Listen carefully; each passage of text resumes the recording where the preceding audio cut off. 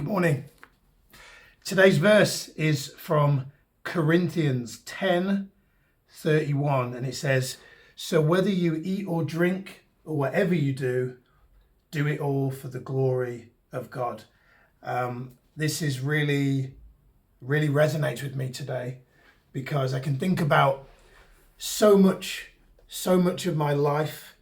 I've been doing things for myself, trying to make money, trying to succeed in a career, trying to get stuff that I think is going to make me feel good,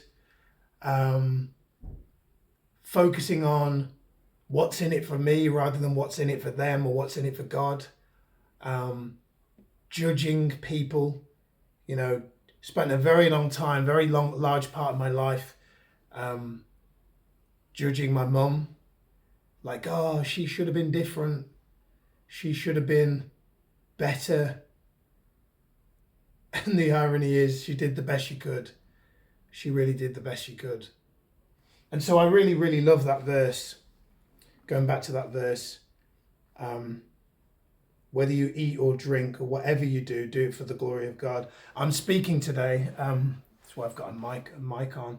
I'm speaking today in Exeter, and I'm speaking at a social media event, and I'm speaking about the power of public speaking.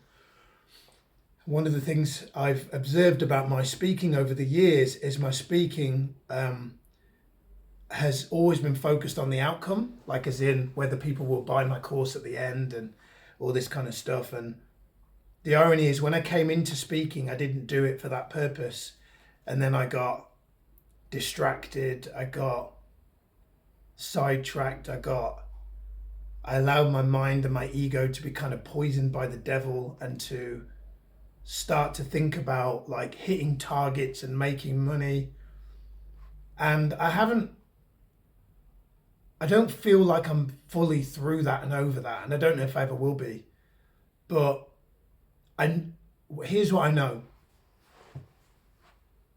I know when I'm speaking and it's God coming through, and I know when I'm speaking and I'm coming through. Because when I'm speaking and I'm coming through,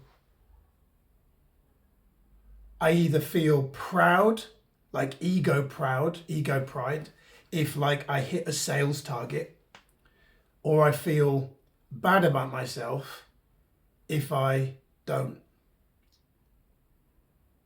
But yet when God comes through and I speak, I just feel complete,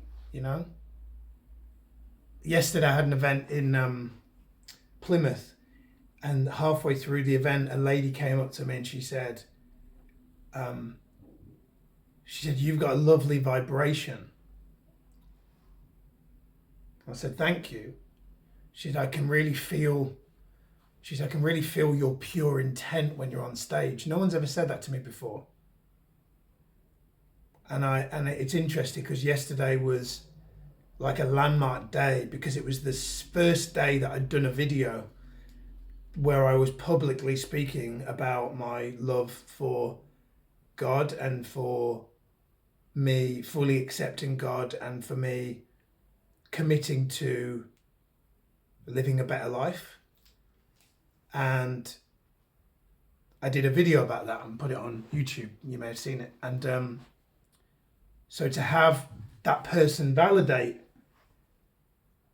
there's a small part of me that maybe egoically kind of got like a kick out of it.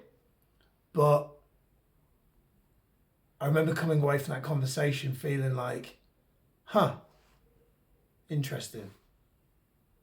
The day I decide I'm going to like start to vlog about my love for Christ is the day that somebody says something like that, which I've not heard before. Usually I get things like, "Oh, you're a great speaker," and all this kind of stuff.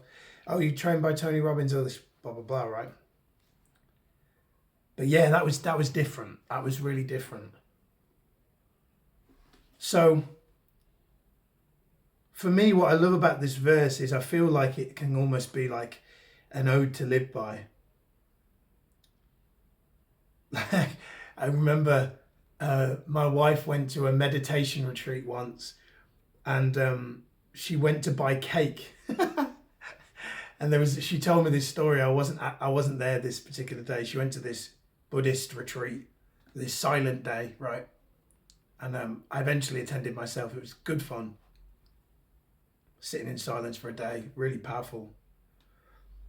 And she told me this guy was cutting cake, and he was cutting it really slow. And my wife Sati was in a hurry to get back to sitting in silence. And she's in a rush for this guy to give the cake, and he's cutting the cake like. Had this vision of my wife like she was waiting for a train, which she wasn't. Hurry up, I want my cake. And I'm laughing, but so many times in my life, I'm like, what's next? I'm like waiting for the next thing. I remember I used to count down for holidays. I used to like count down to a different day. Oh, that was one of my worst habits. Counting down to a different day. You ever had that experience? Christmas, birthdays, holidays, counting down to be in a moment that isn't this moment.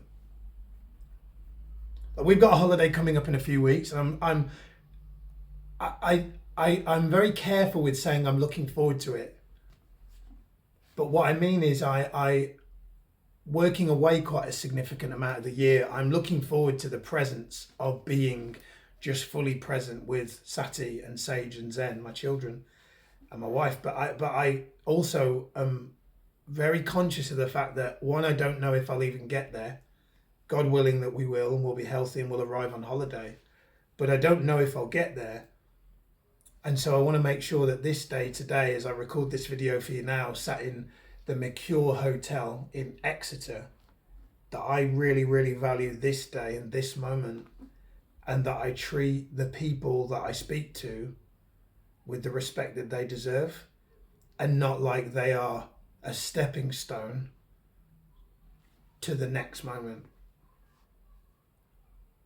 Because so much of my life has been me living like life is stepping stones.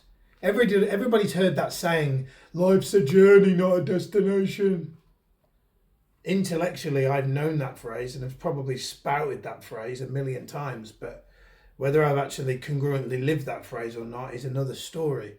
Now, I sit here not like some guru on a pedestal, like, oh, I figured it out. I haven't figured it out.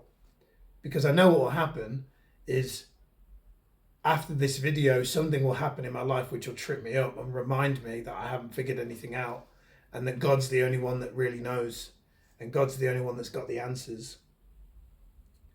But what I love about that verse, whether you eat or drink, whatever you do, do it for the glory of God. It reminds me to be grateful for what I already have.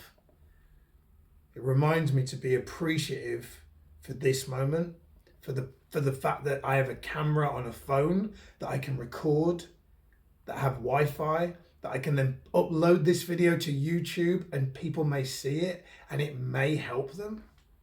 That's powerful. That's crazy. Because 30 years ago, we didn't have that capacity, right? Jesus didn't have the ability to go live stream on YouTube. Can you imagine? Can you imagine if Jesus had Donald Trump's power? Like, what I mean by that is the technological power. Can you imagine if Jesus could have live streamed across the world? Imagine. The impact was so great, but just imagine. And so I kind of feel like a duty and a responsibility now for me to share my message and to share what I feel is coming through from me, from God, because Jesus didn't have that ability, but he does through us, right?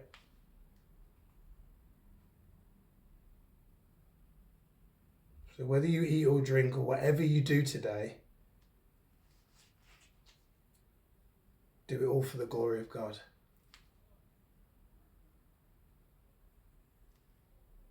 Hope this video served you today. Whatever you're going through, I just want to say God bless you. I love you. I wish you so well. And if you see this and you need a prayer, just put in the comments below. If you need a prayer, if there's something specific you'd like for me to pray for you about, put it in the comments below. I'd love to pray for you. God bless you. See you soon. Take care.